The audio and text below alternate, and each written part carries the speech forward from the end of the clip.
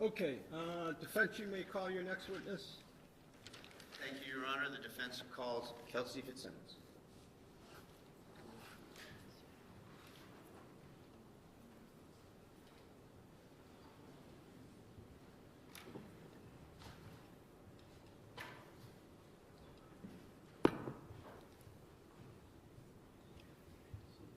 Would you raise your right hand? Do you solemnly swear that the testimony you're about to give in this cause now and hearing shall be the truth, the whole truth, and nothing but the truth so help you God? Yes.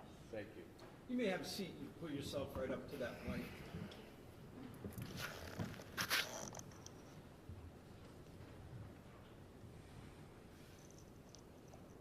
All set. Thank you, Your Honor. May I inquire? Yes. Thank you. Good morning, miss. Good morning. State your name and spell your last name. Kelsey Fitzsimmons, Fitzsimmons. How old are you? I'm 29. Excuse me. Do you mind? I'm just pulling that mic Yes. a little bit closer just so that we can hear you. Is that better? And I didn't hear your last answer. You're how I'm old? 29 years old. 29. Okay, thank you. Yeah, that's better. Thank you. And what's the town of your residence? Currently, Newburyport. Where'd you grow up? I grew up in Methuen, Methuen? Massachusetts. And did you live there your whole life?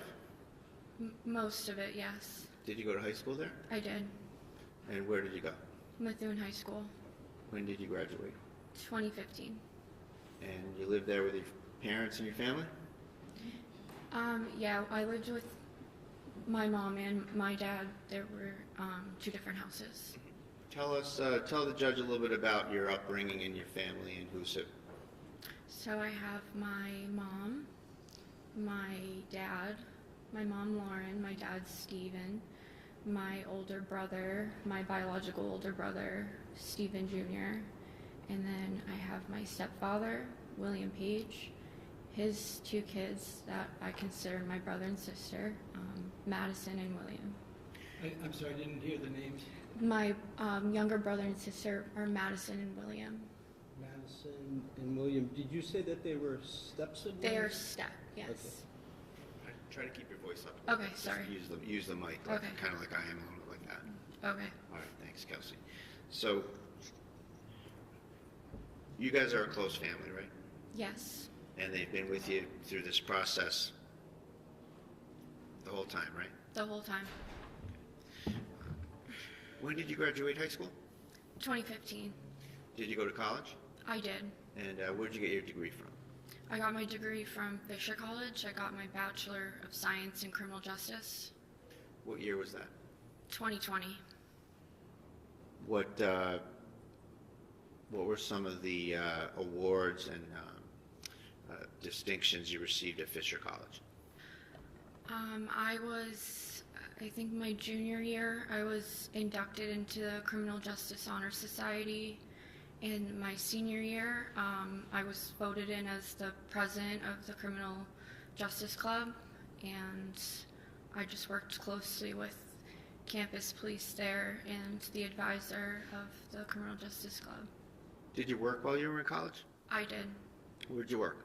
I worked for the college as a work study, and I also worked as like a host slash waitress down the street at a restaurant called Cheers.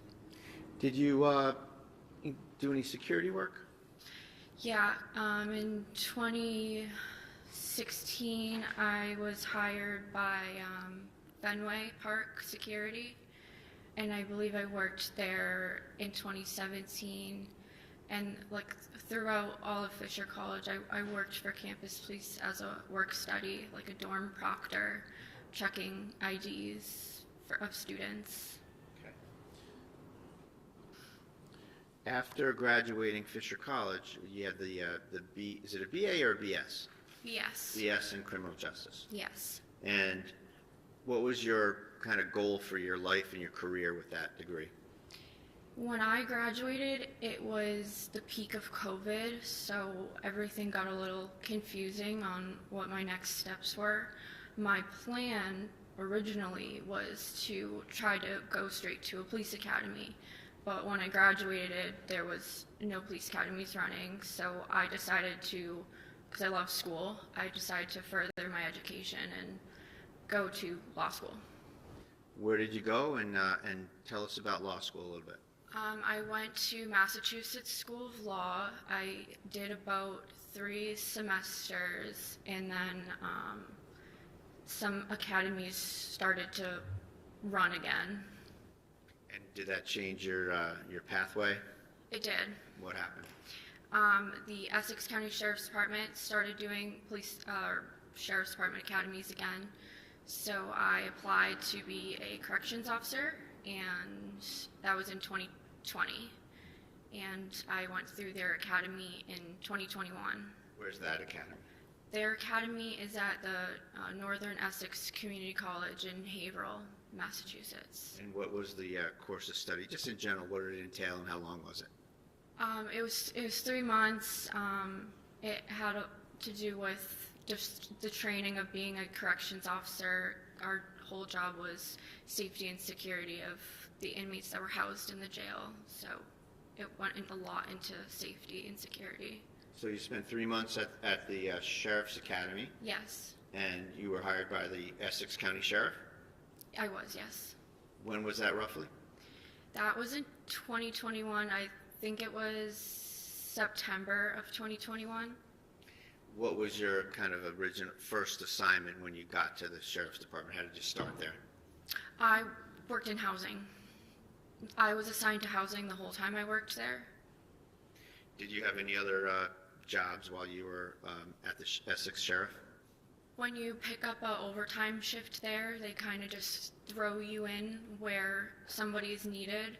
So I did a lot of different jobs just through all the overtime I worked, which included transportation of inmates to and from court. I would work in programs. They have church and school for the inmates that reside there, and there's outer perimeter security where you drive a cruiser around the perimeter of the jail to ensure no one's coming in or out. I did things like that on my overtimes. Okay, and in terms of the transport, you were actually the person that kind of comes to here to court, goes into lockup, delivers prisoners, picks up prisoners, brings them back? Yes. How long were you at the Essex Sheriff? About 2 years. What, and at that point you had a career path decision, right? A Yes. different decision. I did. And what was that decision? I always knew I wanted to be a police officer. And was there some opportunities that came up in that respect? Yes, while I was working for the Sheriff's Department, I had moved to North Andover. I really liked the town I lived in, and I wanted to work in it as a police officer. So what did you do? I applied to the North Andover Police Department. Did you interview with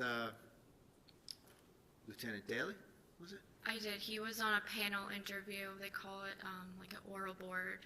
It included Lieutenant Daly and several other members of the North Andover Police Department. And I take it that you're not going to get hired there unless they approve you. Yes. And that happened, and you were hired? Yeah, they do an extensive hire check. Background check and so forth? Yeah, like there's a lot that goes with it. What you would expect in terms of a police officer getting hired. Yes. What's the first step when you get hired as a police officer? What do you do next? You have to go to the police academy for 6 months. So you've been through a 3-month Essex Sheriff Police Academy, training academy, and now you're about to start a 6-month North Andover Police Academy training, right? Yes. And where did that training take place? That also took place down the hall at Northern Essex Community College in Haverhill. And you spent 6 months going to that? 6 months, yes. Was that, is that something where you like stayed there the whole time, or did you come and go? Did you commute? How does that work? I commuted. I got there in the morning, left sometime in the evening, and we had weekends off, so it was 5 days a week. Okay. When did you graduate from there? I graduated in May of 2024. And did you run for any positions within the academy that they have in your class? Yes, while I was in the police academy, I ran for treasurer, and I became the treasurer of my class. And what does that entail? That entails everything financial through our academy. I would collect, we had like academy dues, I would collect them, and we would purchase things that we wanted, such as like sweatshirts and sweatpants to wear for our PT days, as well as an academy sweatshirt. I also planned our graduation party, so I had to book it, collect the funds for it, and plan it, essentially. And is it a situation where there's different classes going on at once, like class of 2020, class of 2021, like that? Yeah. Right. And you were the class of 20? Well, my class was called Rock 5, so I don't know how the numbers go, but the one before me was 4 and the one after me was 6. I was Rock 5, ROC 5. All right. And when did ROC 5 graduate? May of 2024. And you graduated with the class? I did. And what was your first assignment with the North Andover PD? You first go to patrol on FTO, and FTO is meaning you're with a field training officer, so you ride with somebody in the same cruiser for a period of time. And who were your field training officers? So I had several, because you do different shifts. I had field training on day shift. My field training officer was Officer Tierney. I had field training on the 4 to midnight shift, and my field training officers were Officer Furman, now Detective Furman, and Officer Sousa. The entire time you were there, were there any other FTOs that you had, just to kind of list them all off? I think there's multiple officers there that are FTO trained, but those were the ones that were assigned to me to train me. So you were, I'm sorry. No. Can you just, Oh, yeah.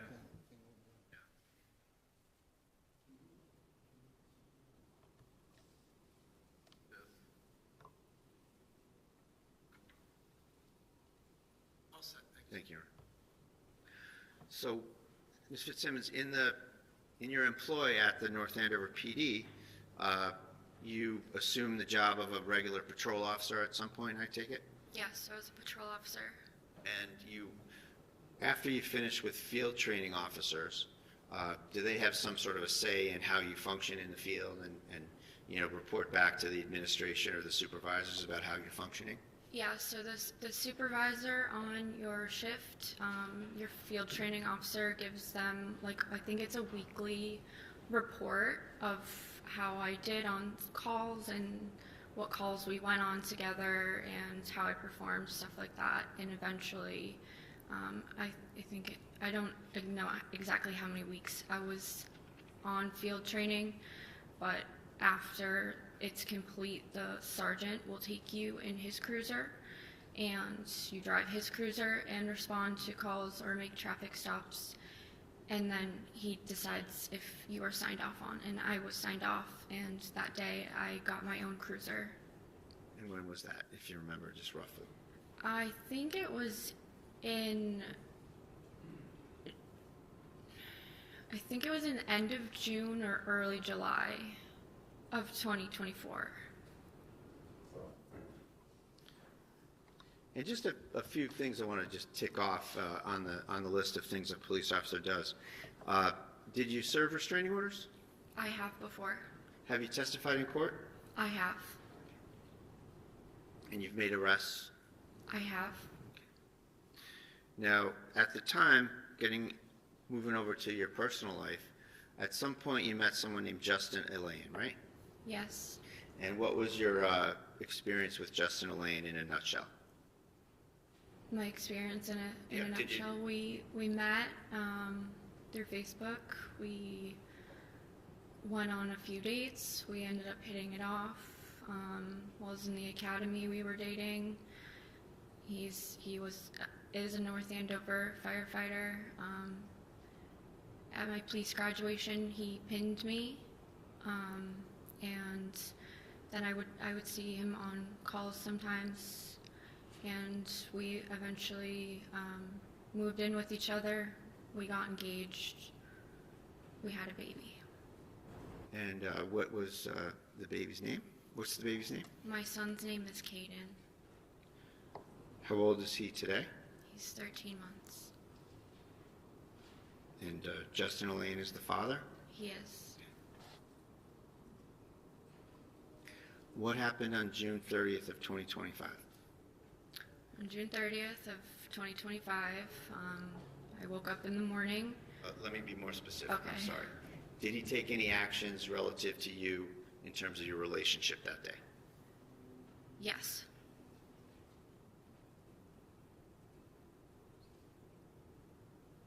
And what did he do? He obtained a restraining order against me.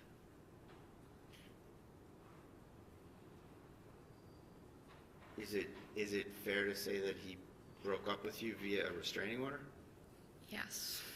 I did not speak to him. I realized our relationship was over when a restraining order was handed to me. Okay. So let's rewind to the events of that day, okay? So that morning, were you home? I was. Who was home? So my sister slept over the night previous, so June 29th to June 30th. So she was over in the morning. Maddie? That's Madison, yes. I was with my son. I had work at 1 p.m. I had to go to CPR training at 1 p.m. Okay. Now, had you been out of work for a while? I was, yes. All right. And when did you first go out of work? I worked up until I gave birth. Caden came 5 weeks early, so I wasn't expecting it, so I went out basically the day I gave birth to him. And his birthday is what? February 16th, 2025. Now, when you were seeking to go back to work, did you get cleared to go back to work in June of 2025? Yes. Did that entail going through certain trainings and getting reviewed and stuff? I did. What was the event on the 30th that you had to do to finish that off? I had CPR training at 1 p.m. on the 30th, scheduled. Was that your last thing you had to kind of go through? That was it. Yep. Were you seeking to see Justin Elaine that day?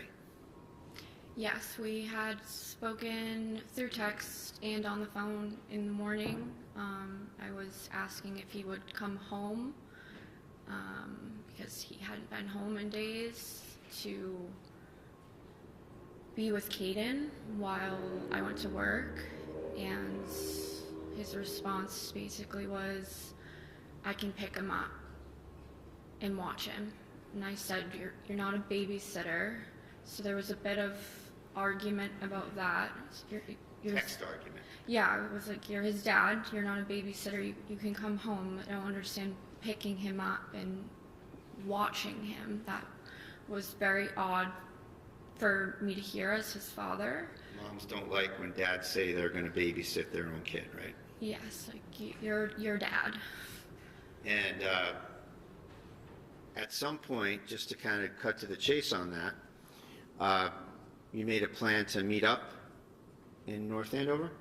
Yeah, there was a lot of texting back and forth. He originally said yes, and then he said no, and then he said, I'll meet you tomorrow. And I said, you have work tomorrow? That doesn't make any sense. He worked a 24-hour overnight shift. So, Was there something about gas money as well? yeah, he said that he couldn't drive from Stowe, Massachusetts to North Andover because he had no gas in his truck.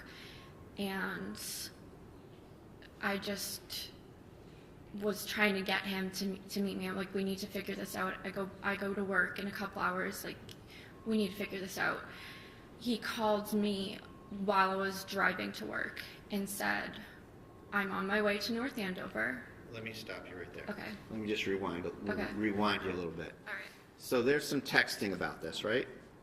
Yes. And the texting that you have and that's been kind of passed around in the case, it doesn't end up with, okay, I'll come and meet you at the North Andover Common, right? No. So was that arrangement made outside of those texts? Yes. Like looking back now, I think it was strategic, but. All right, well, just, I don't want to That's just my opinion. Yeah, I don't want to ask for your opinion Okay, on it. sorry. I just want to, factually, I'd like to ask you, were there a couple calls back and forth that kind of Yes. set that up once and for all? Yes, he called me on my way to work. I decided I'm gonna bring my son with me, which wasn't a big deal, but when I was on my way, he calls Well, me. hold on a second. Just to be, yeah. I just need to confer with our court staff. Mr. Ring, can you turn the...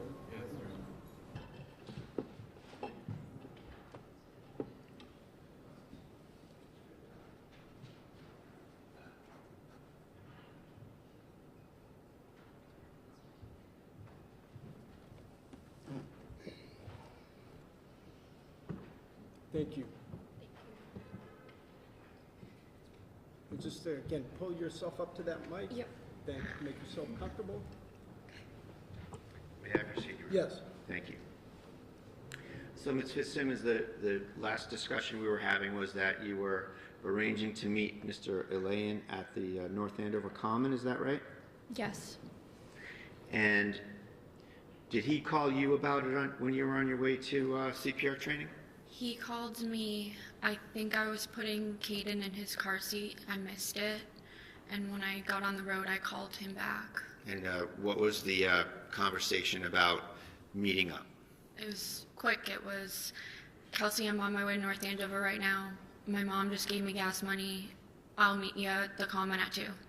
And I said, okay, I love you, bye. And the phone call had already hung up.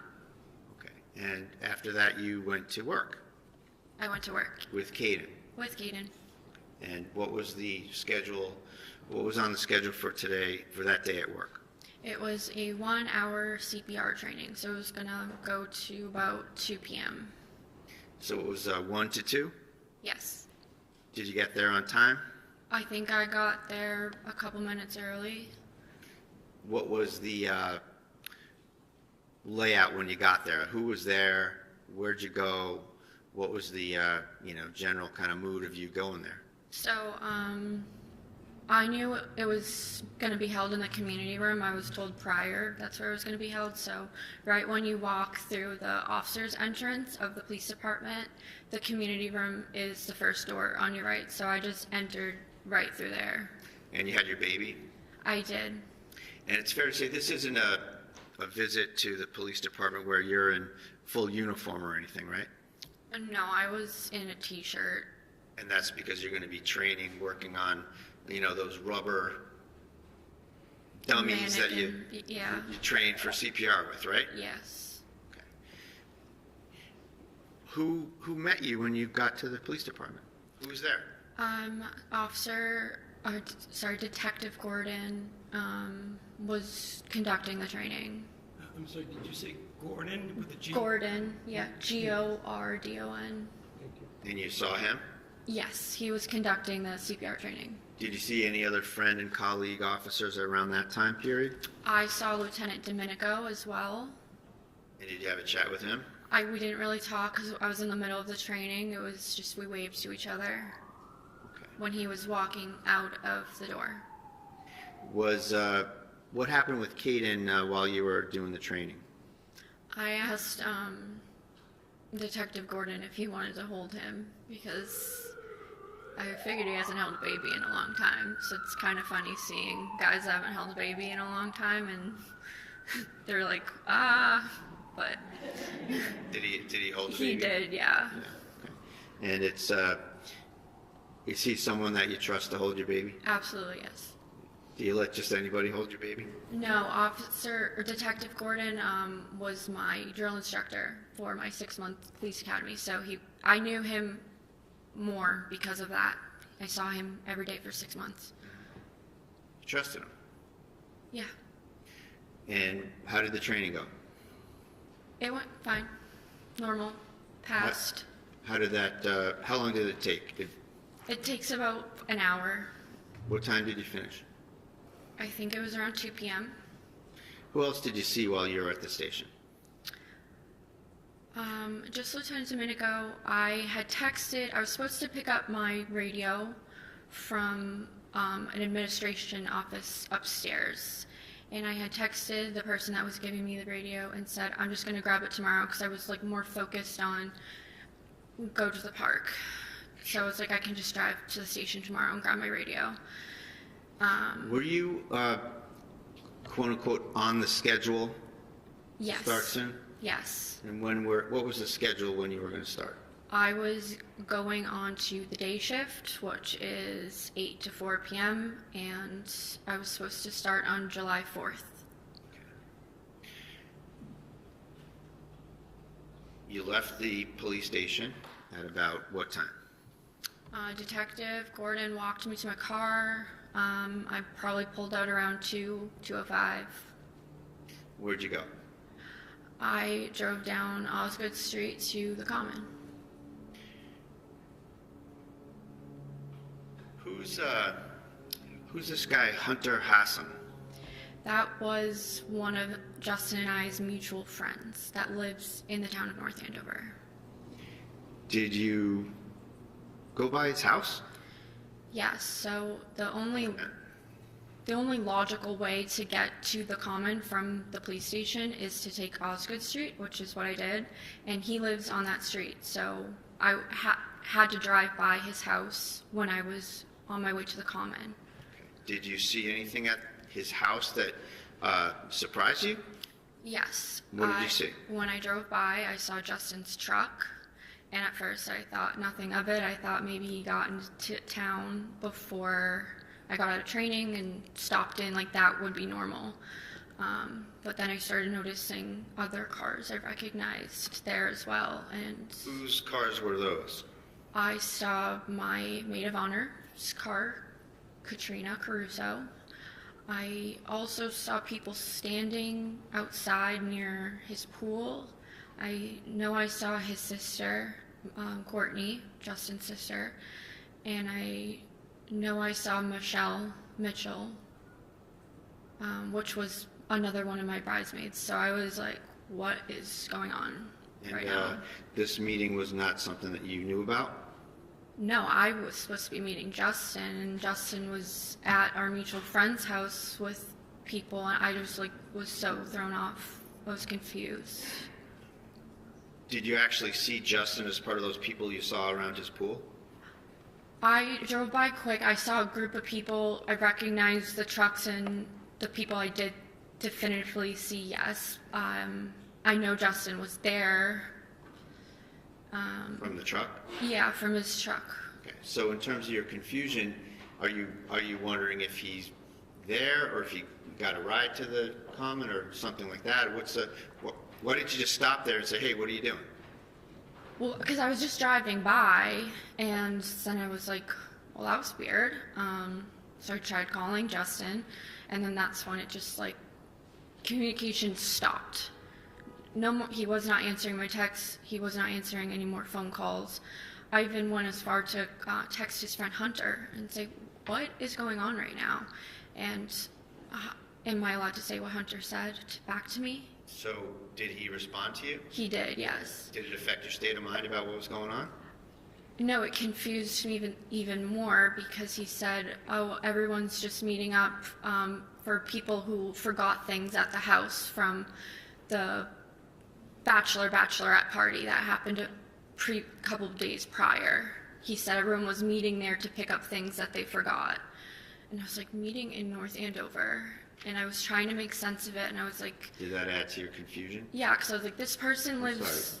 Sorry. Yarn, do you have a question? Yeah, I just, so who said this and how? I didn't catch. So I had texted when Justin had stopped answering me. Yes. I texted his friend whose house he was at, and I knew he was there because I had to drive by from... This is Hunter? This is Okay, Hunter, all right. yes. Now I get it. Okay, yes. So I texted Hunter, and he told me everybody was meeting there to get things that they left at the bachelorette party. And it's like, that's in my mind, that made me even more confused and didn't make sense, because everybody lives here, there, why meet in North Andover? Let me stop you right there. So as a result of that kind of adding to your mindset, sounds like adding to your confusion, right? Confusion, yes. Did you stick to the plan to go meet him at the Common, or did you divert somewhere else? No, I went to the Common. Okay. And you got there what time? It was probably like 2:10. And did you wait there with Caden? I did. And approximately how long did you wait, if you can remember? It was at least an hour. It could have been more. Did you ever show up? He never showed up. What time did you make a decision to get out of there at some point? Yeah, well, I was receiving other phone calls, which were adding to my confusion. Not what was said, but from whom? They were from Michelle. Okay. And she was the woman who testified here yesterday, right? Yes. And she indicated that she was trying to meet up with you, and you were... To get coffee. And you were trying to focus on I said, meeting with Justin. Trying to meet Justin. Okay. Like, I love you, I'll call you later. Trying to meet my fiance at the park. To Michelle, you said that? Yes. Okay. Did you go home after that? Yes. What time did you go home? It was at least an hour after 2 p.m., so sometime around maybe 3:30, because I know I was waiting a while at the park. Caden's bottle had run out of milk, or formula, I had to go home. Now, as you sat here for the last couple of days, you've heard a lot of business about where you parked your car. Do you remember that? Yes. So you didn't park in your driveway, right? No. And you're adjacent to a school at 125 Phillips Brooks Road, right? My neighbor to my right is a And school. I should say for the record, your home is 125 Phillips Brooks Road. That's my home. Single-family house in North Andover, right next to what school? The Atkinson Elementary School. And there's a big parking lot next to your fence line? Yes. All right. And when you came back from the Common, you parked in there. Yes. Why did you park in there? Because I didn't know what was going on. I knew something was going on. I first have my fiance just not showing up to meet me and not talking to me anymore. And then somebody that doesn't know I saw them trying to call me, and they're trying to meet up with me. I'm trying to meet up with Justin. And a bunch of other people were there that didn't make sense, and I thought they were going to come to my house or something, so I didn't want anyone to know I was home. So I just parked at the school. Okay. Did this have anything to do with the North Andover Police Department? It had nothing to do with the North Andover Police Department. So you parked at the school, and as a young new mom, you probably had a lot of stuff you had to carry. I had his diaper bag, I had him in his little carrier, and I think I had my phone in my hands and my house keys. And you walked around and you went to your door? Yeah, it was genuinely a 60-second walk Okay. to my car to my house. Sure. From my car to my house. And you went into that porch door that we've seen on the video here. Yeah, my front door, it leads to a porch. And then you got up on the porch and you make a left into another door into the house, right? Yep. Okay. What happened when you first got home? What did you do? I made Caden a bottle. I called my mom. I asked my mom if she would come over because it was like, what do I do? Like, what's going on? So you wanted some support from mom? Yeah, so like advice. My mom's my best friend. I knew she'd come over and maybe like have a different. Figure this out. Yeah. Sorry, I'll withdraw that, Judge. I'm just trying to move on. What was your? Mr. Brado, I'm sorry. I assume the objection is for leading? repeatedly, yes. Okay. All right, yeah, if you could just stay away from leading, thank you. What was your state of mind about having mom come over? I was sad. I was really confused. And I wanted her advice. How far away does your mother live? She lives in Methuen, so it was about, her house is about 7 to 8 minutes away, but I think she was on her way home from work at the time, and she has to drive right by my house, or my old house. How was Caden at the common and then getting home? How was he behaving in terms of fussiness, or was he okay, or sleeping, or quiet, or what? I ran out of his bottle while at the common. I thought I'd brought enough. I think if our plans played out, I would have had enough for taking a walk in the common. But because I was waiting for so long, I ran out of his bottle and he started crying. I drove right home. And then at home you made another bottle and started to give him the bottle? Yes, beat him. Okay. What time did your mother get there? Approximately. Like maybe 5 to 10 minutes after I got home. And you did you visit with your mom for a while and consult with her on the situation? Yeah, we sat on my couch while I fed Caden. She did some, my house was messy, so she was just trying to pick up around the house a little bit for me. We were just talking. Okay. And did she leave at some point? She did. When was that? Probably had her over for about an hour. So maybe 5 o'clock she left. Okay.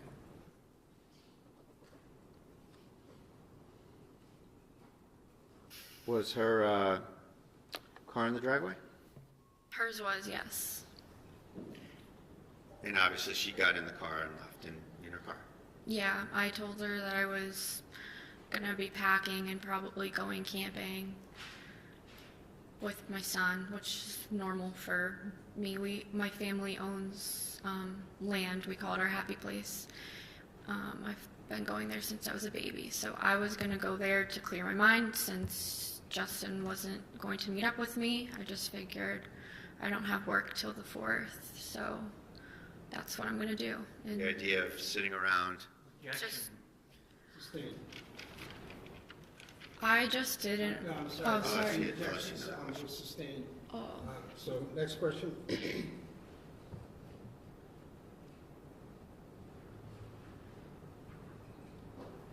Why did you want to go up to the land? To clear my mind, I've brought Kate in there 2 times before, and for a 4-month-old baby, he crushed it up there. He loved it. So I just thought, I texted Justin, I'm going to my land. He knows what that is. He proposed to me there. He knows I call it my happy place, and I told him I'll send you pictures when I get service, and I love you because there's not good service up there. And that was the last thing I ever said to Justin. When your mom pulled out of the driveway, did you get a visit from the North Andover police?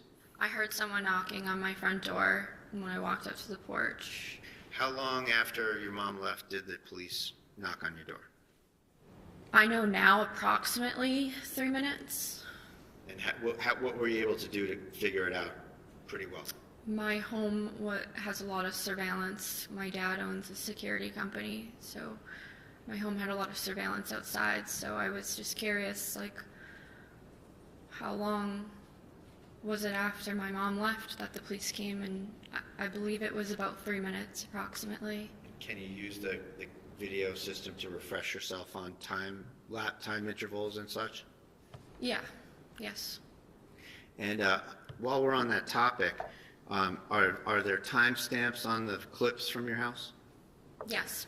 And do you have any knowledge of the accuracy of those timestamps? At some point, one of the daylight savings happened, so my cameras were 1 hour off.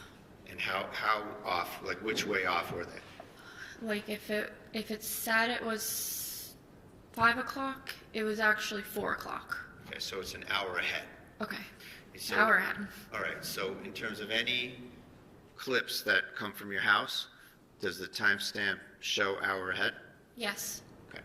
So are you referring to what's in evidence? Yes. Okay, all of those video clips? Yes, Your Honor. Okay. So, just want to make sure, did we say that right, that the clips are an hour ahead, or is the actual clip an hour behind? I have to think about this. I'm sorry. It's okay, we can come back to it later. I do that all the time, that's okay. How long after your mother left did you hear a knock on the door? Like 3 to 5 minutes. Where were you when you heard the knock? I was sitting on the couch feeding Kaden in What my did- living room. What did you do when you heard the knock? I put the bottle on the coffee table. I got up with Kaden in my arms and I opened up the door.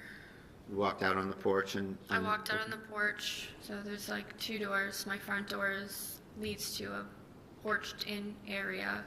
Walked out onto the porch and opened up the front door for 3 police officers. And who were they?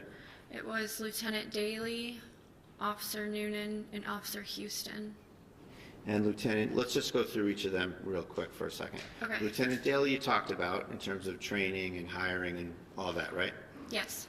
And what about Officer Noonan? What was your relationship at the time with Officer Noonan? He had transferred after I had already started. We were on the same shift for a brief time. On one of our shifts, there was a really horrible call. So we'll get to that, but just Okay. generally in terms of your relationship. That's just like how our relationship kind of even started. That's why I brought it up. That's how Okay. we became like texting each other and kind of more than just like, you're just my coworker and I never talk to you, to we've had conversations and talked about personal things. Did you think well of him? Yes, And to your knowledge, did he think well of you? I think so. So now you mentioned a particular call. Yes. And just so we don't have to dwell all over it, it's a call that involves a murder, suicide, and the murder victim is a young baby, right? Yes. And when was that call? It was in August of 2024. Was that response just you and him? I believe I was the first officer in with Officer Cuevas, and then Officer Noonan came. It was like pretty much when something like that comes over the radio, everybody starts heading there. But the call was in my sector, so the sector I was assigned to that night. So I was the closest with Officer Cuevas. So we walked in together. Okay. And just to encapsulate it, the call involved administering first aid, and it was a difficult call. Yeah. And that's kind of the source of when you sort of broke the ice with Officer Noonan? Yeah, we stood outside of the scene for a long time, all of us, everybody who was on that call, and we talked, and then the chief had asked us to, we were like out of commission for the night. Other officers came in and filled in for us, and we had like a meeting debrief in the chief's office. He had pizza delivered. Okay. And just in general, fast forwarding all the way to June 30th of 25, did you ever have any problems or issues with Officer Noonan? No, Did he ever, to your knowledge, did he ever have any problems or issues with you? no. So there's Noonan. And then who's the third officer there? Officer Houston. And we saw him testify here as well today, yesterday, right? Yes. And what was your relationship with Officer Noonan? Noonan or Houston? I'm sorry, Houston, thank you. I was closer with Houston. Probably out of the 3 of the people that were at my house that day, Houston and I were friends. He came to my engagement party. He was invited to my wedding. We have the same type of dog. I think they've met before. The dogs, I mean. Yeah. He was a work friend. He was a work outside friend. of Yeah. So these three come to the door. What are the circumstances of how they come in the house? Did you let them in, or how did that happen? I opened the door and Lieutenant Daly immediately put his foot on my front porch, and we didn't just come in, and I was like, okay, all right. I didn't hear that one. When I opened the door, Lieutenant Daly put his foot into my porch, and they just said, we need to come in, and I said, okay. And then did you turn around and you and Kaden walked back in the house and they followed you? Yes. So what happened when the four of you, five of you, got into the living room area? They asked me, Lieutenant Daly asked me to put Kaden down in his car seat. They've referred to it as like a rocker does rock, but it was his car seat. And I was in the middle of feeding him, so when I put him down, he was obviously crying, and I was like, whatever this is, I'm gonna hold my son, because they had a folder. I knew they were gonna give me something. At that moment, Yeah. did you have any idea what was going on? No, I knew, obviously I knew something was going on. The police are in my house, my coworkers, but when they told me to put Kaden down, I was like a little hesitant because I'm in the middle of feeding him, and then I listened, I put him down, and he started crying, and I was like, no, I'm gonna hold my son, whatever this is, like, I'm gonna feed my baby and read it. So I picked Kaden back up, and I had him on my lap while I opened the envelope, and that's when Lieutenant Daly said, Justin filed a restraining order against you. Okay, so you're trying to read it and he's talking to you and the baby's crying? Nope, baby you're isn't feeding crying him. anymore. I picked him up and I'm feeding him. What did Daly say to you about the situation? I asked a lot of questions, like why?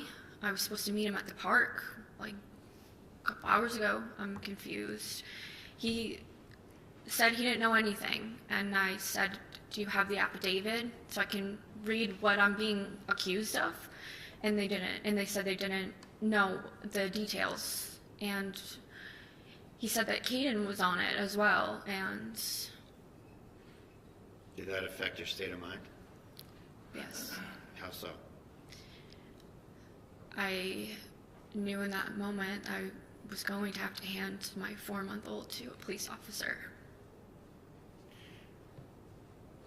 to be brought out of my house.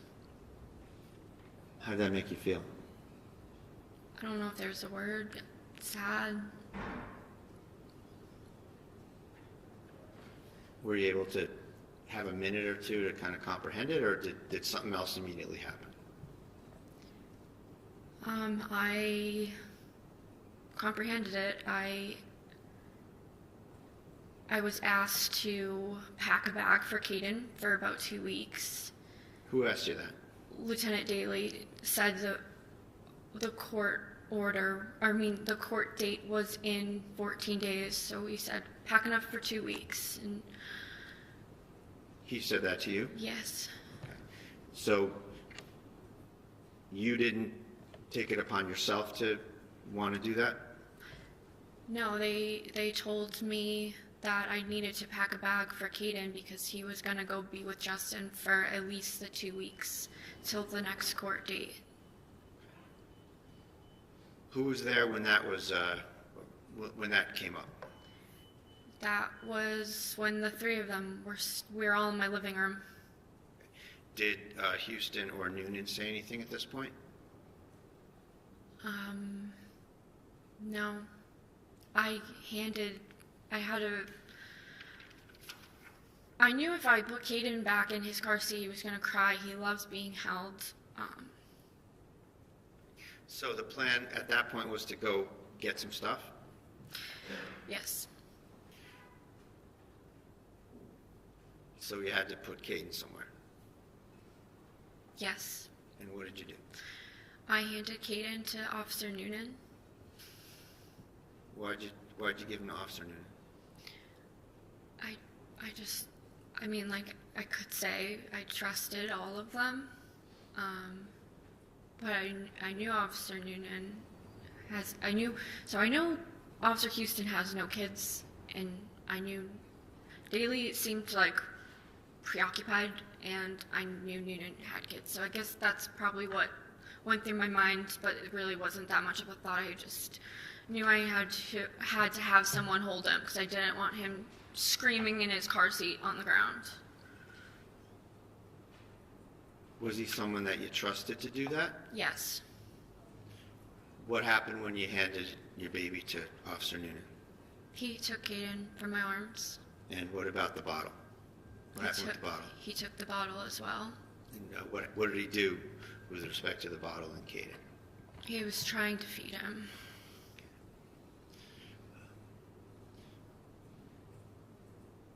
Did Officer Noonan exhibit any resistance or discomfort or anything with respect to holding the baby? No, I think he said, like, oh, I haven't done this in a while, like something like that. Okay. What was your intention at that point to do? I had to pack his bags. And are you, as you're starting to go figure that out in terms of luggage, what do you need, where's he going, etc., Yeah. are you having kind of an unfolding thought process, if you will? Pleaded? Yeah, sustained. I'm just asking her what she's thinking, Your Honor. Just ask. What are you thinking? So it took. I grabbed one of my duffel bags and I first went in the kitchen, and as I was putting the bottles in the bag, it was just kind of like all setting in exactly what was happening, and there was just so many unknowns. And as I was packing things, I was like, okay, Justin just broke up with me via restraining order. We have a wedding in 4 months. Kaden is not going to be with me for 2 weeks. That's an eternity for a mom, any mom. And everyone was just brushing over the fact that it was 2 weeks. And I was like, 2 weeks without Kaden? Like, and I just kept, in my mind was just going fast, like, I can't work overtime because I have a son now. I can't afford my home by myself without overtime. It was just, I lost everything. Even my doggy was on the restraining order. Maverick, my dog Maverick, was on the restraining order. So, my son... Was he your dog or Justin's dog? He was my dog. So I saw my baby go, my fiance, my dog, my house. And I knew that was going to be my job too. Because whatever I was accused of wasn't good if at restraining order. And you didn't have the affidavit? No. Where did you go after you went to the kitchen with the duffel bag and the bottles? I went all around the house because his diapers were in one room on shelves. His bottles and formula were in the kitchen. His toys were in the living room, and his books and stuff were upstairs with his clothes. Tell us what you did on the first floor before you got upstairs. What was the packing there? On the first floor was bottles and formula, and he was just getting introduced to like purees, and I had just ordered purees from Target, so I packed all those too. Then I went into the, thank you, I went into, it was like our exercise room. It had shelving on the wall, and there was just like a ton of boxes of diapers. I just put those aside and was like, 2 weeks, a lot of diapers, so take the boxes. And then I went upstairs. All right, before you got upstairs, part of the order was that you had to give up your firearms, right? Yes. Did you say anything to the officers about the location of your firearms? Yes, I did. What did you say? I told them that they were in the basement. Was that true? No, Why did you tell them that? because I didn't want them to take them away. Why not? Because I wanted to be alone with my firearm and take my life. When did you make that decision? I made that decision as I realized I had just lost everything in a 15-second conversation with my coworker.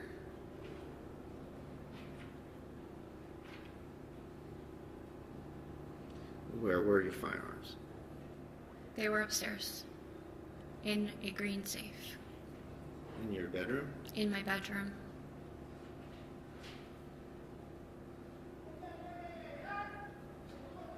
No, we're in executive.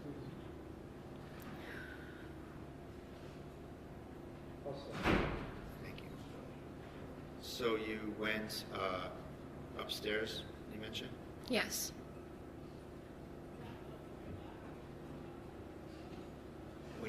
What was your state of mind at that point, whether or not Justin was coming over or not? I didn't think Justin was coming over. I knew that Caden was going to Justin, but I would never think Justin was coming over. Why not? That's just not like normal practice to put a plaintiff and defendant in the same room intentionally. Usually you're doing the opposite as police officers, so I didn't think Justin was in the house. And the opposite being what? What's the opposite of what they did here? They let Justin in my house. So what's the normal procedure? Normal procedure is to separate people. It's like the first thing you do on any call where there's any sort of argument. You separate.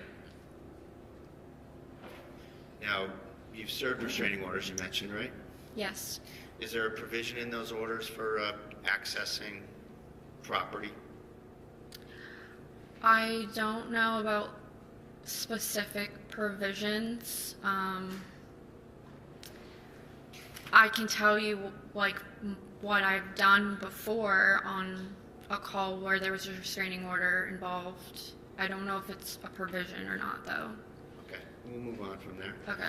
So you were going to go upstairs, Yes. and you had made that awful decision already?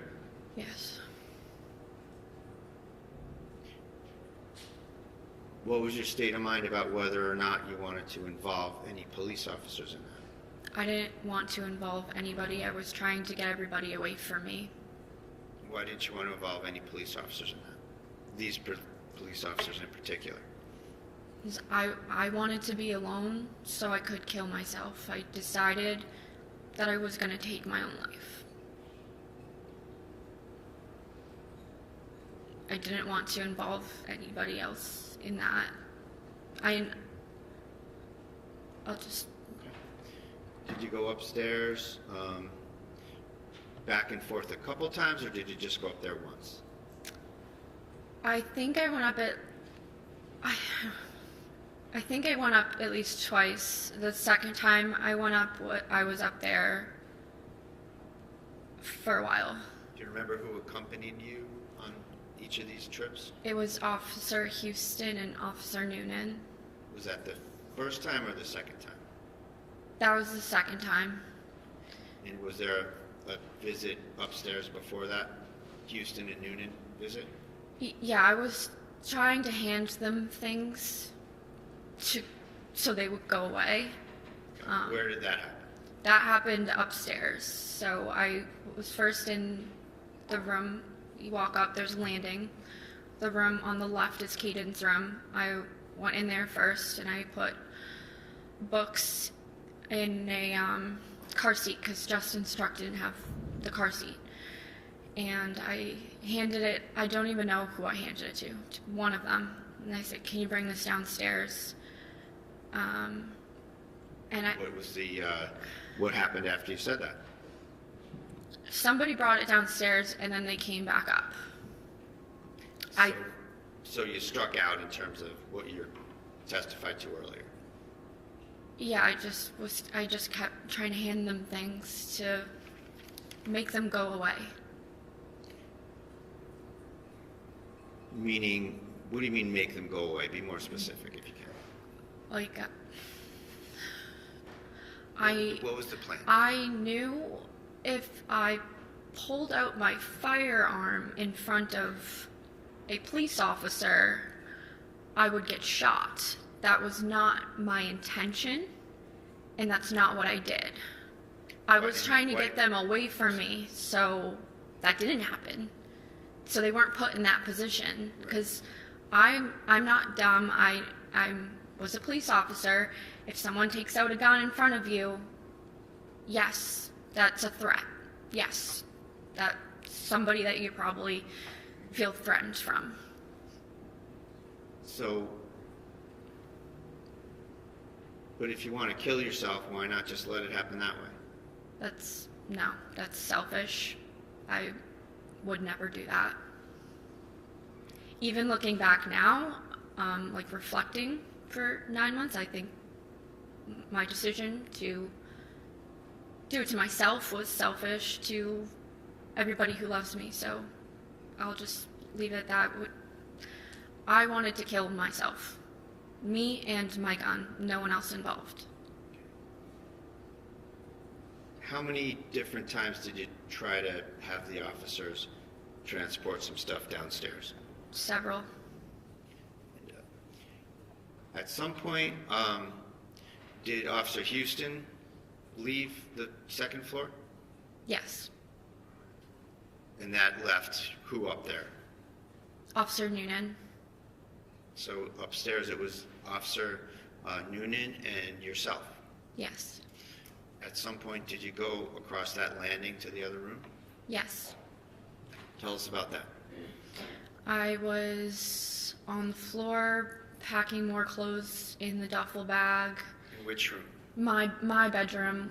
Okay, hold When we on. walk up Hold on. the stairs to the right. Okay, so you finish up in the other room and you go to your room. Yes. All right. Tell us the circumstances of where do you go, where does Noonan go when you go into your bedroom? So nobody came into my bedroom with me. I was asked, I can't even say who exactly, like I don't know if Officer Houston had come back up at the time, but somebody asked me, who is that downstairs? And I said, I have no idea. And Let me ask you a little bit about that. What was your state of mind about you being asked that?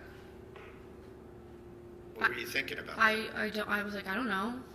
Did you hear anybody come in? No, but they did. Because they were on the landing, they would be able to. I was like more into my bedroom than them, so I was like, I have no idea who's here. Shouldn't you guys know? Okay. What happened next? Officer Houston walked down the stairs first. Officer Noonan followed him down several steps. Did that give you a chance to do anything? That was, I knew, my only chance to be alone with my firearm.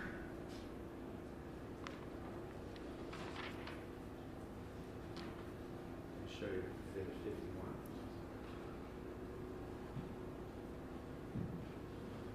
What's shown in Exhibit 51? That's my bedroom. That's the room on the top of the landing to the right. Where's the photographer standing in this picture? He's standing in the doorway. When you went to go get that firearm, was there anyone in your view in that landing? No. Was this after you saw Noonan depart? Yes. His back was turned towards me. He was following Officer Houston downstairs. Did he stay that way, or did he disappear from that scene? Well, he must have turned around at some point and walked back up the stairs because You know how when you're near somebody that's going up and down stairs, you can hear going up and down stairs. Did you hear any particular number of No, steps? I'm certain I heard him and saw him walk down several steps. Okay. And how did that affect your state of mind at that very instant? I knew that was my moment. To do what? Kill myself. What did you do? So that shoebox was not on top of the green safe. At the time you were doing this? At the time, yeah, there was nothing on top of the safe. All right. And you're referring, for the record, there's a orange lined box in the picture? Yeah, it looks like, Is that what you're talking about? it looks like a shoebox, yeah, yes. Mr. Mayor, can you just give me a moment to catch Sure, up? absolutely.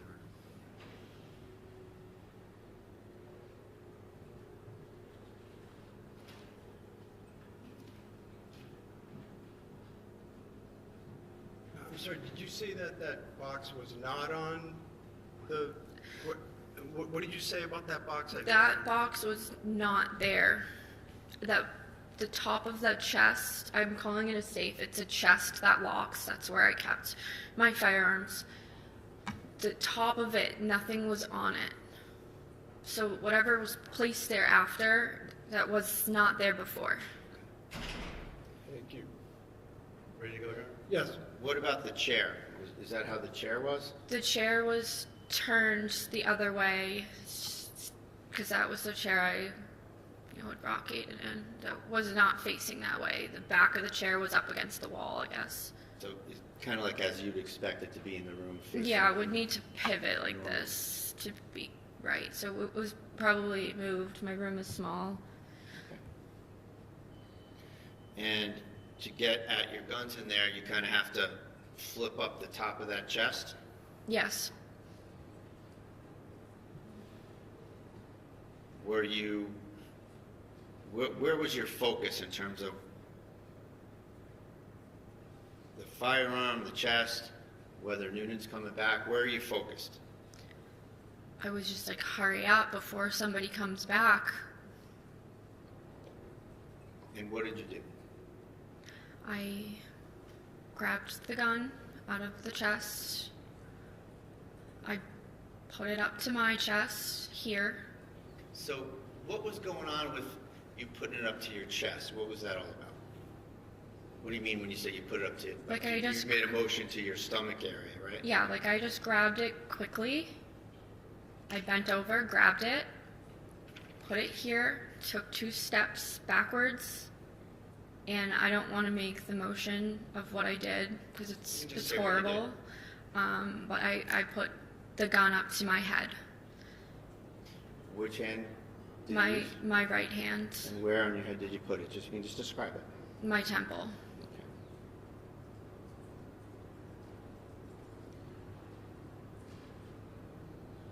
Was Noonan in the door frame by now? Not yet. He had just walked in, like when I pulled the trigger on myself, with the gun pointing towards my head. What happened when you pulled the trigger? He said, "Kelsey, no. Kelsey, no." I pulled the trigger. I'm sorry, but I said, "Fuck." What happened next? I got shot. How long after you said that did you get shot? I don't even think I got to the K in the word before I was shot. What would that feel like? What part? Getting shot in the chest. Hurt? Did the force of that bullet knock you in any particular direction? It knocked me backwards.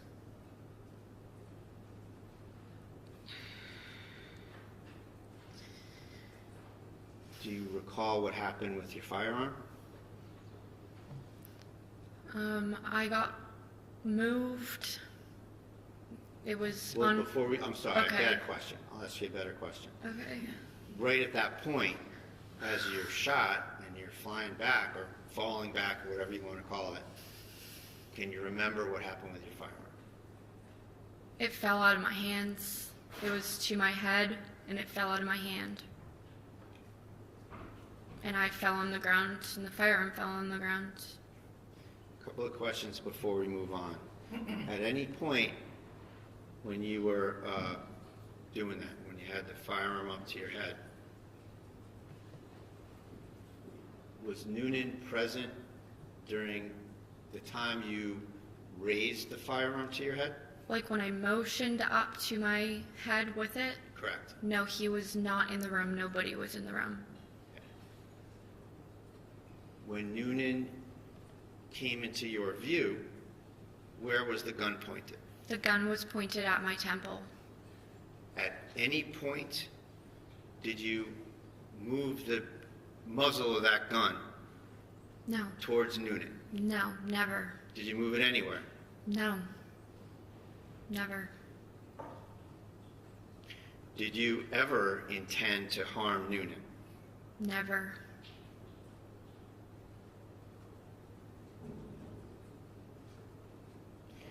What did you know about Noonan's kind of personal circumstances in your time getting to know him? He was like, so he was a cop for a long time, and I was considered like a rookie. And like after, I had like a few really bad calls in a row, and everybody kind of knew it. And the senior guys would like check in on me and give me advice, and he was one of those people. And he told me his own personal experience with like calls and how to handle them when they're bad.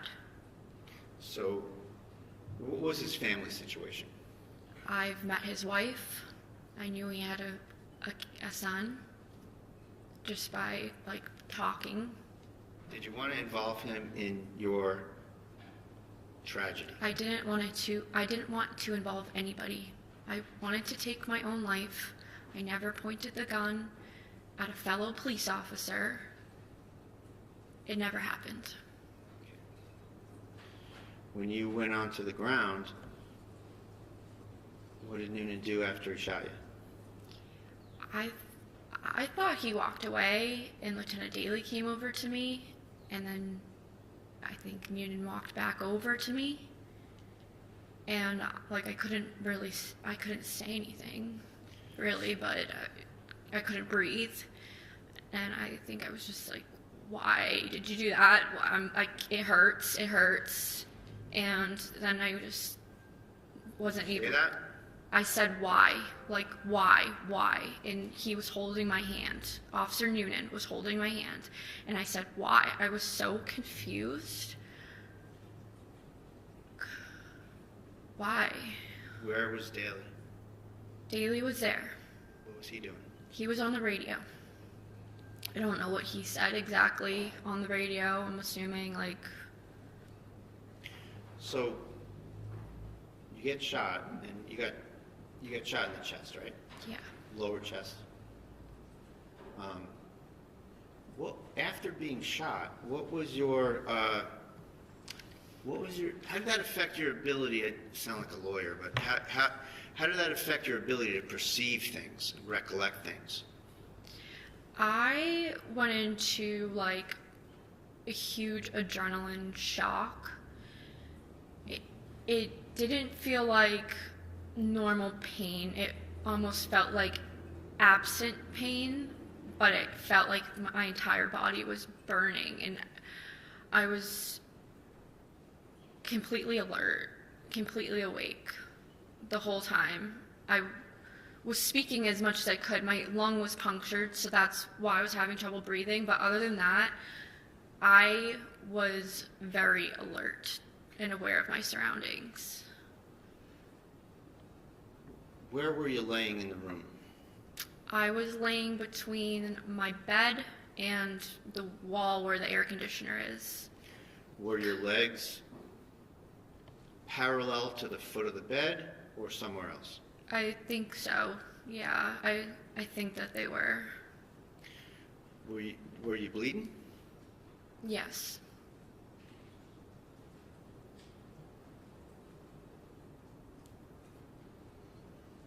Is that the way you wanted this to happen? No.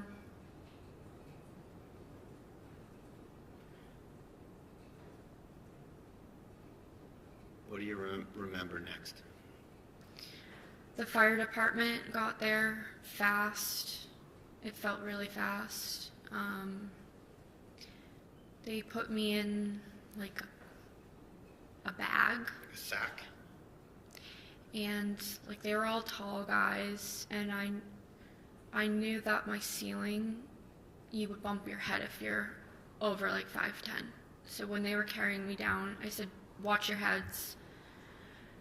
And they brought me outside, and I think when I was still in my house, one of the firefighters was trying to put oxygen on my face, and I was taking it off and just saying, I want to die, I want to die, I want to die.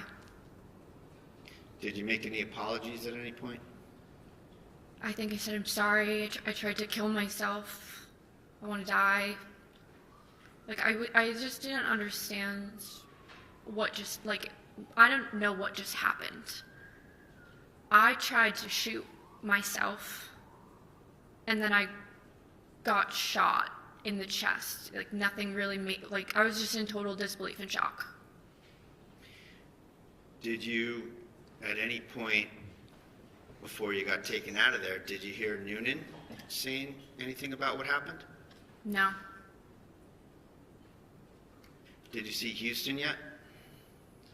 Houston, yes, he came in, and I think he put, like, medical, like, gauze on the wound. Somebody did. He had the medical bag. I remember that. Were you able to sort of perceive the first aid techniques they were administering to you? No, I wasn't paying attention to it. I was, like, trying to focus on breathing because it felt like I was choking. Like, it felt like I was drowning. So they bring you downstairs, and at what point in the trip downstairs and out of the house were you trying to take off the mask? I think the whole time. And when I was in the ambulance, I said to everybody, "I'm a fucking idiot. I just tried to kill myself with an unloaded gun. I'm a fucking idiot." And then I said that to everybody. I said that to the hospital staff. I said that to all the firefighters. I probably said that when I was laying on the ground. Those were the words I just kept repeating. What were they doing to you in the ambulance before the ambulance departed in terms of working on you? They were working on getting a med flight. I had to get a blood transfusion. I finally agreed to keep the oxygen mask on my face, and they were doing my vitals and just trying to keep me stable before I was going to be transported to the hospital. And what hospital did you go to? I was flown by med flight to Massachusetts General Hospital in Boston. So by helicopter? Yes. And then when you were in the helicopter, was there anybody that you knew in the helicopter? No, when I was in the ambulance, I was holding on to firefighter Smirtelni's hand. And can you spell that for the court? It's a funny spelling. Why don't you spell that, if you can? I don't. His first name's Kevin. And is it, let me take a crack at that. Is it Smirtelny? Yeah, I think you're right. Okay. And did he go in the helicopter? No, he was holding my hand the whole time I was in the ambulance and comforting me, and I asked if he could go in the helicopter. I didn't want to let go of his hand. I asked, "Can you come in the helicopter with me?" And he said, I can't, no one can. Okay.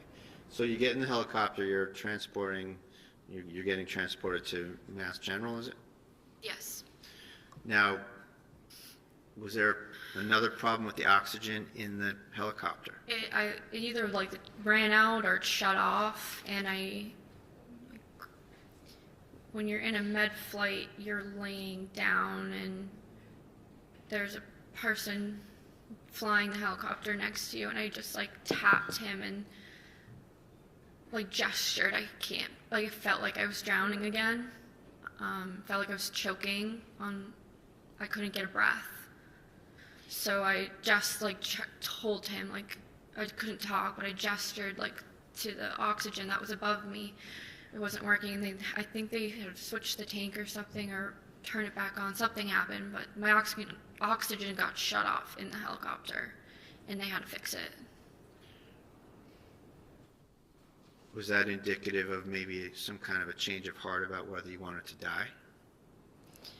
Yeah, I think so. It's hard to say in those exact moments because it took a lot of healing from the moment I decided to make a suicide attempt to now to be healed mentally.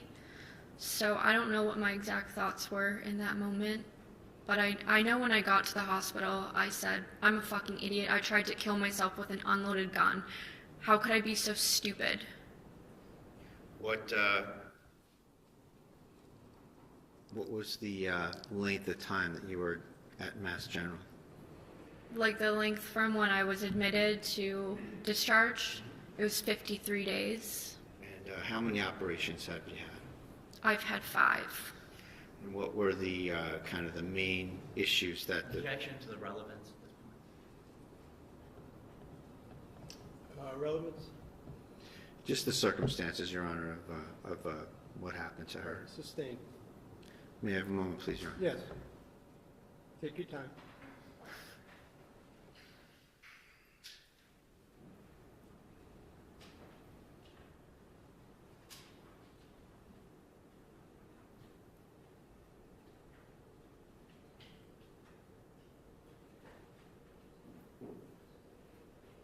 Nothing further. All right, so Cross, I need to, let's take a 10-minute break, please. All right. Okay, Ms. Fitzsimmons, you may resume the stand. I think we're ready for Cross, right?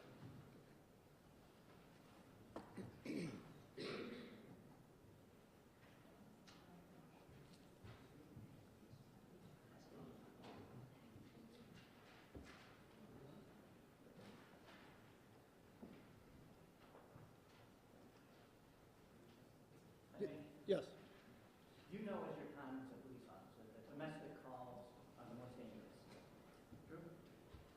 Yeah, that could be true. It could be true. Well, they're the most dangerous, right? That's where. I go into every call thinking it could be dangerous, but I guess domestics are. If that's a fact, then yeah, sure. Okay. Can you just keep your voice up? Yeah, sorry. That's okay. Sure. Well, okay, we'll step back and we'll go with your point. Every call is dangerous, right? It could be. Sure. Well, you have to treat it that way. Yes. Right? Because you don't know what you're walking into. Yeah. Domestic calls, like we just talked about, can be especially dangerous because you're dealing with people who are sometimes highly emotional. Right. Okay. That's why you always separate when you get to a scene. And we'll get to that, okay? And I agree with you that you need to keep people apart. Right. You also need to. Excuse me one moment. Yeah, you're going to need to ask closer, Cross closer to the mic. Okay. Thank you.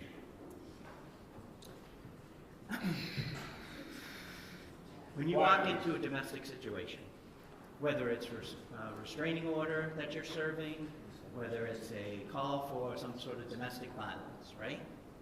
You walk in there with a heightened sense of awareness. Is that fair to say? As a police officer, you always have a higher sense of awareness. Okay. But domestics are kind of a different animal sometimes, right? Yeah, I guess so. And because emotions are involved, true? Yes. And sometimes the opposite of love isn't hate, it's anger, and things can go in 9 different directions in a minute. Is that fair to say? Sure.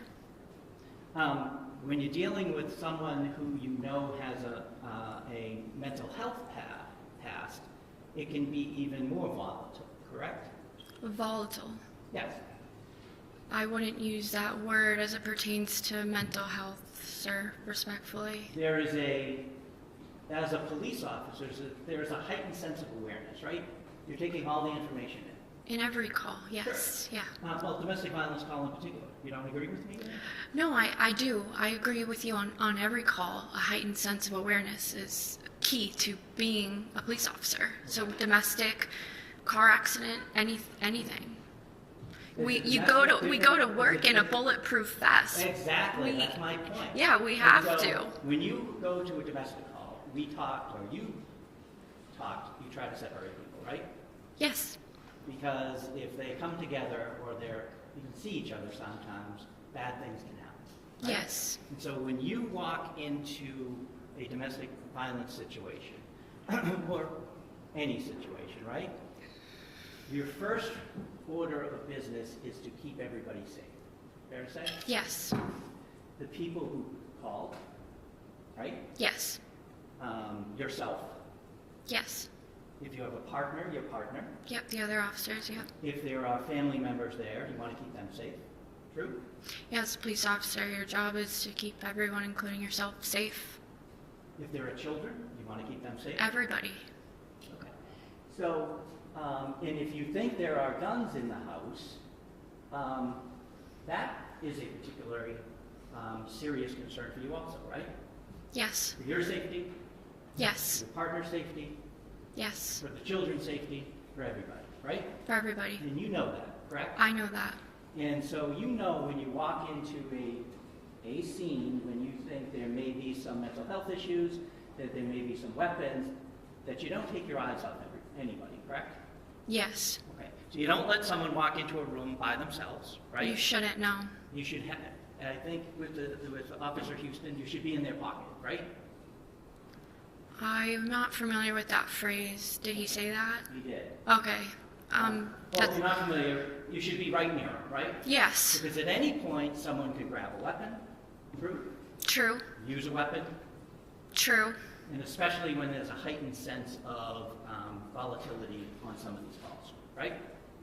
Yes, And you know that as a police officer, correct? And yes, that's just kind of common sense anyway, right? yes, And you've been trained on that. yes, And so you don't take your eyes off any of the parties, true? true, Right. You don't leave them alone. true. That's what you're trained to do, that's what you're supposed to do, and that's pretty much common sense of what you do. That's what you're supposed to do, yes. Right, okay. We agree on that. We do. Now, if there is you are a police officer, so you know other divisions of the forces, correct? Like SWAT. You understand what SWAT is, right?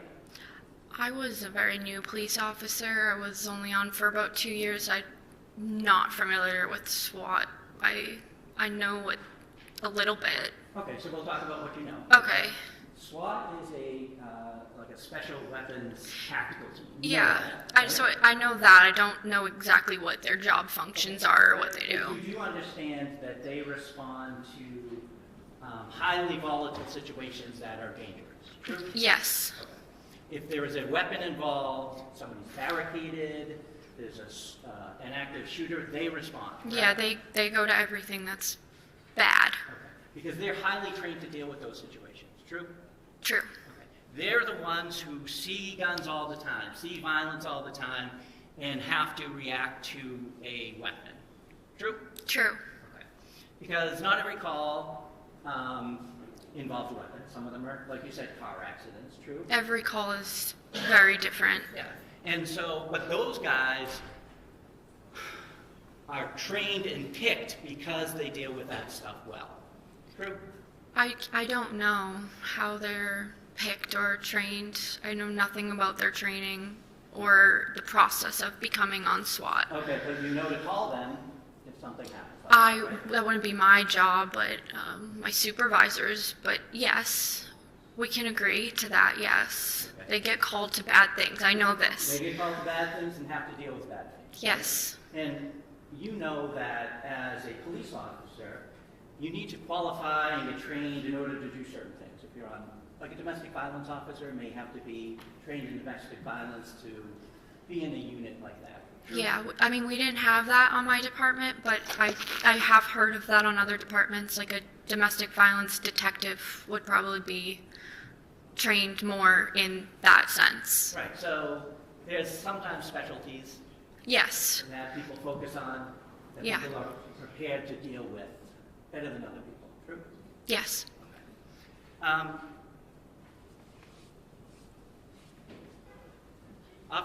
Officer Noonan was on the SWAT team. You know him, right?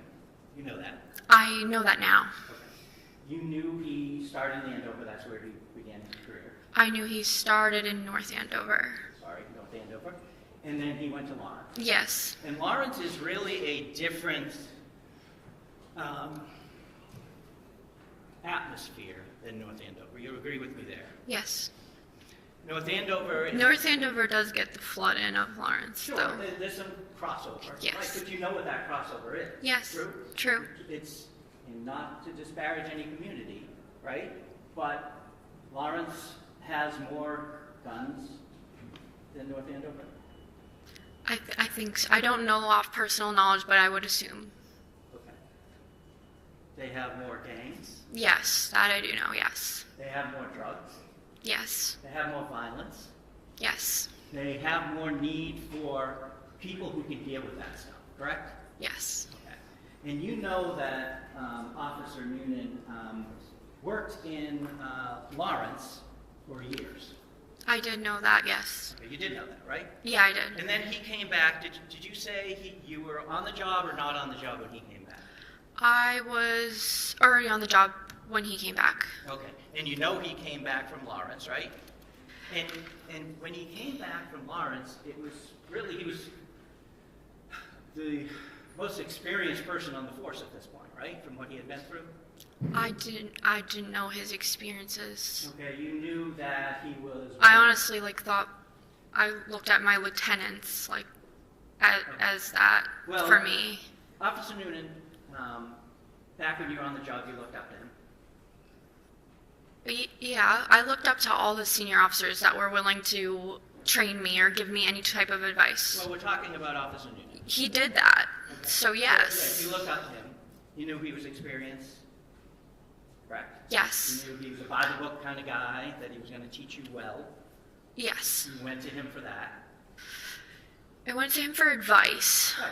And you went to him for advice because you thought he knew what he was doing, right? He'd been through the ringer, and that's why you went to him, right? No, he told me, he reached out to me and told me that, he's been on bad calls before, and this is how he handles it. Right. And you appreciated that. I did. Okay. And it seemed like that was true with the advice he was giving you. Yes, yes, A gentleman about it. Right? yes. Okay.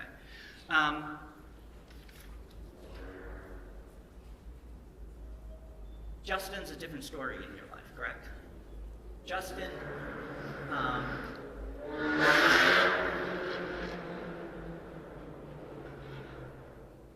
on June 30th, you had said that what was happening was a surprise. I don't know if you used those words, but the demeanor you gave off was this came out of the blue, right? I was very confused. You were confused, but and we're not going to get into it, but stuff that happened that weekend before, that Saturday night, that would have given you some inkling that something was wrong, right? I was aware me and Justin were in an argument. I was aware the second I woke up in the morning. That's why we were planning to meet. So it wasn't a surprise that there was some strife between you and him at that point. No, I knew that. I'm saying I was more surprised about being ditched at the Common and the police involvement. Those were Well, the police had come to your house on that Sunday to check in on you, correct? I got accused of. I'm not asking what you were accused of. They came to see if I was okay. They thought I was in a car accident. I was never in a car accident. Okay. But they came to you because they were concerned about you, right? They thought I was in a car accident. Okay. And on the Monday, Somebody told them that. well, okay, we'll get back to that. Okay. Okay. On the Monday, you were surprised by this order, correct? Yes, I was surprised by the order. And you say that you have no idea why this is happening. Right. You eventually think that you're, well, you know Katie's going to be taken away from you for a short period of time, right? You say short, and that's fine. But he was 4 months old, and it was 14 days. That's an eternity for me. I grant you that. Okay. I grant you that. Thank you. That is a significant amount of time for any parent. True? Yeah, it's true. So I'm sure that was devastating to you, right? Yes, yes. And it was Justin who was doing that to you, right? It wasn't the police. No, right. It was Justin who went to court, who said, I should have custody of that child, correct? Correct. And so that's who is doing these things to you, right? Yes. So that's who your anger was focused on, right? I mean, I don't even know if I got to the point of grieving, of anger yet. I don't think I was there yet. But if any of my emotions were directed towards somebody, it would be Justin. Sure. Yes. Because you felt betrayed. I did. Okay. And you knew he was going to get Kaden. I knew that I had to give Caden to the police, for the police to give Caden to Okay, well, Justin. you know the police don't take custody of children, right? I don't know that. Well, as your time as a police officer, you have actually taken custody of a child and left. I have. So you're telling this court, you're telling the judge, that if there is not a family member to take a child because something happens, that you actually take the child and leave? You don't call DCF? Well, you always file a 51A after Sure. the fact. And then they come to the home and they take it, right? So I guess the call I went on was different. I did end up taking the juvenile in my police car. I drove her to the police station where she met with family members. Okay, so how old was this person? She was maybe 12. Okay, well, we're talking about infants, right? You wouldn't transport an infant. No, I guess. So, Counsel's testifying about facts that are not evidence and not proven. They're sort of being suggested as if they're gospel, which might mislead the witness. Okay. So overruled, but Mr. Gubitosi, can you just allow Ms. Fitzsimmons to complete her answer? And like all witnesses, I don't want you folks speaking over one another. of course. Thank you. So you agree with me that DCF would typically come and get an infant, right? Yes, I've never personally had a call with. Well, okay, let's just talk about your career. You said you... I think so. I can't tell you for sure. Well, let's just talk about your career. When did you graduate the academy? May of 2024? Yes. Okay, and you went out on leave on when? I went light duty while I was pregnant. I was about 20 weeks pregnant when the duty belt didn't clip anymore. Okay, so, but you went out on February 16th. That was Caden's birthday, right? So that's your official leave? Yeah, that's my official leave. Okay, so 20 weeks, and he was, so you do the math for me. How many months were you actually on the road? Okay, let's see.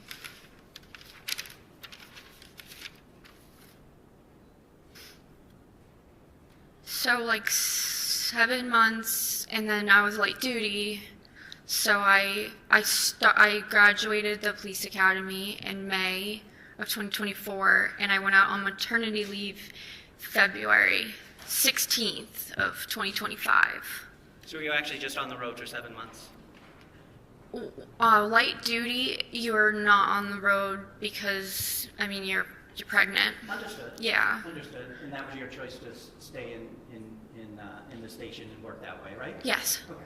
But you were actually on the road, going to calls, doing the dirty work as a police officer, just for 7 months, right? Yes. Now, I'm going to jump back to June 30th at the house after the police come, right? You called your mom. You asked to do that, and they let you do that, right? There's no prohibition. You're talking about after the police? Yes, after the police arrived. Yes, I called my mom. Okay, And she came. Yes. Okay. She came. Now, you called her your best friend, right? My mom is. Your best friend, right? And so you could have talked to her, correct? Yes. When Justin arrived, you knew he came in the house, right? You heard him. No. You didn't hear him come in the house? No. You knew he was coming to get the baby. I never expected a police officer to allow the victim or plaintiff in a case to enter the home where the defendant is. Well, you knew he was getting the child, correct? Yeah, but I thought that I passed Kaden off to walk outside. I never thought, or I never knew Justin was in my home. You knew he was coming to the house? I thought they would do it at the school, but yes, I mean, I knew he was going to be in the vicinity. I never expected or knew he walked through my front door. When you went upstairs, and we'll talk about that green chest you called it, correct? Yes. Was it locked? No. Okay, you could just flip it open. Yes. When you claimed you pulled the trigger, it clicked. It did. It was not around in the chamber. Correct. There was a full magazine in it, right? I think so. Okay. Yeah. Well, you had used that gun to go shooting on Friday, true? That is true. That's why I didn't chamber around, thank God. And when you're doing shooting, were you qualifying? What were you doing on that Friday? We have a qualification, yeah. Okay, so you had to do that, right? Yeah, And because when you're shooting for qualifying, when you're at the range, how do you hold your pistol? 2 hands, and then there's some where they say use your strong hand or your left hand, you're not strong. But your typical reflex is 2 hands, true? Yeah, that's Two hands extended. most of the range day, yeah. Right, that's your training. That's the safest way to shoot a gun, true? So that's your default? That's what we do at the range for those 8 hours, other than the one part where you shoot with your strong and non-strong hands. So on Friday you spent hours shooting with 2 hands? Yes. Yeah, it was Friday, yes. Well, I'm asking you. I think so. Now, you stated that after the police came and you were starting to process things, true? Yes. And it took a bit for you to process things, about your life unraveling, if you will, true? Yeah, as I was packing things, it just started to hit me, like, this is going. Just, as I was walking around the house, I just was like... All those things are going, and it's all because of what Justin did. Yes. Thank you. I have nothing else, Judge. Redirect? No redirect, Your Honor. Thank you. Okay. All right, you may step down. Thank you. Thank you, Your Honor. And the defense, you can call your next witness.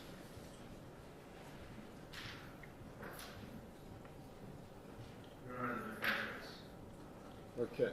Aside from Aside from what? the view. Okay. All right, so can I see counsel at sidebar along with Ms. Fitzsimmons?